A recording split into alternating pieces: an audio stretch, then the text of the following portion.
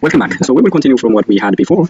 So this will be about meta-analysis of binary outcomes, mainly odds ratios. And we have already seen in the previous video, we have seen a metabin using metabin function from the meta package. And we have already pulled the studies, but for this we will use the metagen function and to reach into the same estimates, the same pooled estimates. As I said, the data is coming from this study. One of the authors already makes this data public. So if there is anyone who is interested, I can drop me some comments and I can drop you the link where to get the data and how to yeah, you can replicate the analysis.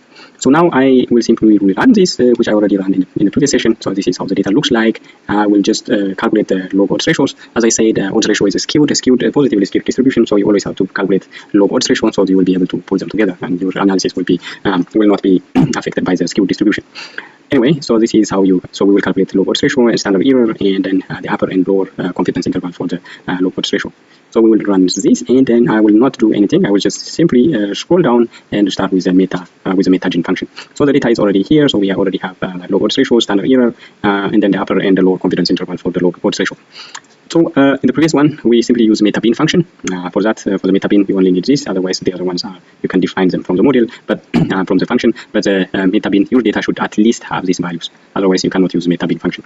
But for the metagen function, we will use these ones. I mean, you can use these ones, log odds ratio and standard error. It's enough. But sometimes you may have the upper and the lower confidence interval. Studies may report the upper and lower confidence interval, and then odds ratio. So that means you will have to change odds ratio into log odds ratio by passing it into logarithm function, and then again the lower also you have to pass it with a log, and so that you can find log lower and the log upper confidence interval.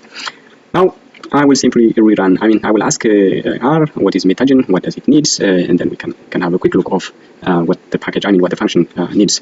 So basically, the metagen, at least it requires the effect size estimate. That means in this case, log odds ratio, and then the standard error, and then we can add additional arguments like study label and the data frame and other multiple additional parameters that you can add. But I'm not going through all of this. I will simply start with my metagen, my pooling. So let me call this M2. And then for M2, what I need, as I said, is metagen. And then for the metagen, what I actually need, the first argument is TE, and then that is the effect size I need. For that, I will simply call it log odds ratio. And then standard error TE. That one is actually standard error because I already did. No, that should be SE. And the other thing you can do is similarly, that's the same way as we did before. You can choose the effect size estimator, that's odds ratio. And then we can again, we don't want to see this fixed effect model. We turn it to false, and let's try StudLab. That's the label of the studies, because we want I want my forest plot to look like, so to have this study label. So the label is study. In my data is actually study. It's yeah, this variable I'm just using it as a labeler, and I think we are all set. We just need to define our data frame, and that's df. Now I can simply run this, and it should work. Unfortunately, I made some spelling error. Now it should work. Now, if you remember in my previous, so you remember this is forest. Also, there are additional arguments. I'm simply passing the model, the meta-analysis model, into the forest function to have this kind of elegant plot. Same is true again. I already have M2. You can actually look at summary M2, how M2 looks like, by taking summary as a normal, regression model or something. As usual, you can see by summary, by calling the summary function. Yeah, here you have the call, like the studies, the odds ratio, 95% confidence interval, and then at the end it's giving you the random effects model, which is the pool estimate, and the 95% confidence interval, and whether it's significant or not, p-value. So you get the p-value. At the same time, you also get the heterogeneity statistics, like tau square and I-square statistics, also the Q statistics, sorry, the Cochrane Q, that's what you need. And then the meta-analytic method is inverse invariance method. That's the default. We didn't define anything, but that's the method. We can also define it as method equals I, and it's also using restricted maximum likelihood estimator for the tau square. So tau square is calculated by the restricted maximum likelihood. Yeah, that's why we call actually the metaphor function in before when we were loading our library. So that's what we all need. So now let me simply call my forest function and pass M2 within that function, and let me read. Yeah, so it should be exactly the same as it was in the metabin function. Otherwise, I may have made an error. So let's see again. Forest M1. That's the way. This is the metabin way of pooling. So let me just look at it again. So the pool estimate is telling me 1.36 from 1.07 to 1.73. Again, it's also the same using the metagen way. Maybe you may have a small errors, like a small confidence interval difference. I don't know. Maybe let's check 9.86 for example, 2.13 to 45.51. yeah, so you see there is a little bit. So it was 2.13. This is showing 2.11 and 45.96. There was 45.51. This is rounding error. I would say is rounding error. So it should be rounding error. But at the end, the pool estimate is almost the same. Maybe the weights may also be a little bit different. So let's say this guy, this study has 12.9% of weight. This one here, it's taking 0.5% more than it was in the metabin. Again, this is a rounding error. It should be this one there, rounding. Yeah, so that's how you use the metagen function. So if you have pre-calculated effect sizes, or if your studies are reporting odds ratio and risk ratio and giving you confidence interval, you can use metagen function. But remember, you always have to pass that reported odds ratio into logarithm. Otherwise, you will have problems.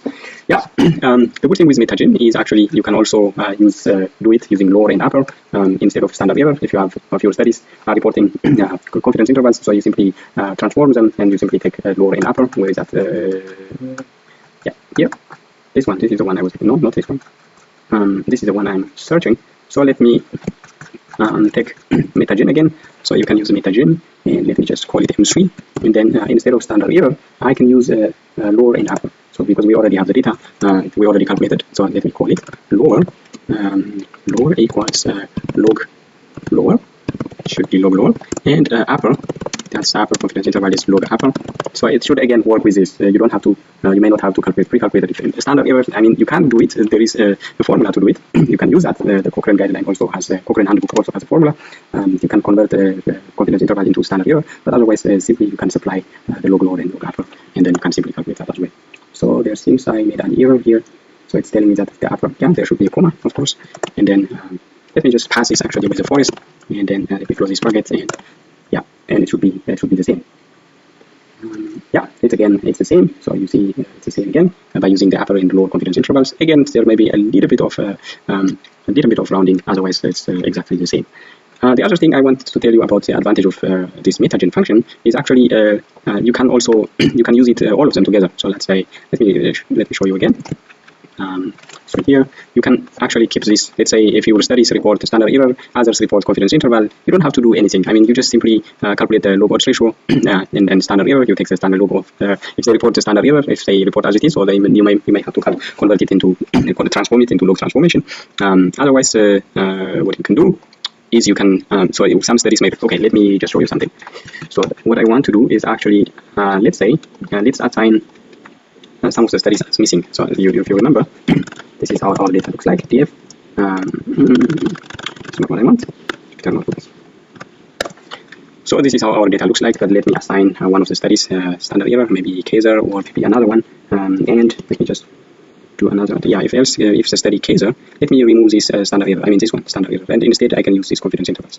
So let me just use that and rerun this. So now I should see NA value here. So I have NA, and the advantage of using this metagen is you can so you can kind of tell if standard error is available, it can use the standard error. If not, it can use the lower and upper confidence interval. That's really the advantage of using metagen, which I really like, because you may not have to convert one into the other. I mean, you can calculate, you can change the standard error and log odds ratio into upper and lower confidence interval. At the same time, you can also change confidence interval into standard error, but you may not have to calculate that. As long as you have the lower and upper confidence interval, and some of the studies have standard error, whether it's missing here or here, it doesn't matter. You can simply supply whenever standard error is missing, it can use a log the confidence interval. If the confidence interval is missing, it can use the standard error. So then you can calculate it that way. So let me call that M4, and then I can simply pass that into forest. Yeah, now it should again be the same.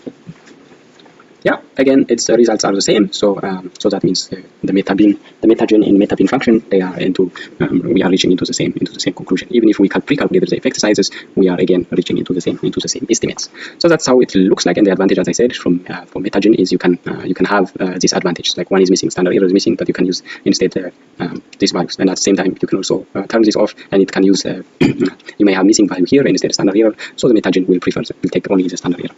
That's how it is. I really like this metagen function. I mean, you can use it for many different estimators. I mean, many different effect size methods like odds ratio, risk ratio, mean difference, and stuff like that. So it's a pretty good function.